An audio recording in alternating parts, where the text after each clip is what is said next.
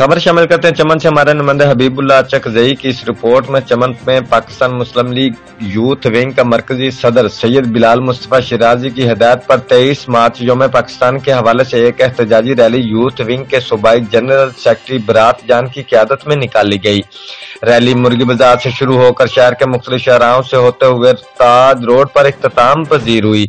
Rally के शुरा ने banner और प्ले कार्ड उठाए रखा था जिस पर पाकिस्तान और पाक फौज जिंदाबाद के नारे दर्ज थे। रैली के शुरकन के फलक शिगाफ नारों से आसमान गूंज उठा। सूबाई जनरल सेक्रेटरी बरात जान ने शुरकन से खिताब करते हुए कहा है कि पाकिस्तान मुस्लिम लीग ने 23 मार्च को यौम करारदाद पेश किया है। इनका मजीद कहना था कि हमारे मरकजी क़यादत चौधरी शुजात हुसैन चौधरी, परवेज इलाही चौधरी, मुनस इलाही ने हमेशा अपने वर्करों को पाकिस्तान की सालमियत और मजबूती का दर्श दिया है। पाक फौज और कौम का साथ रहा। इंशाल्लाह हम अपने चौधरी बिरादरान के नक्शे कदम पर चलेंगे और अपना मुल्क का नाम रोशन करेंगे और अपने मुल्क पाकिस्तान के दुश्मन अनासर का डट कर मुकाबला करेंगे।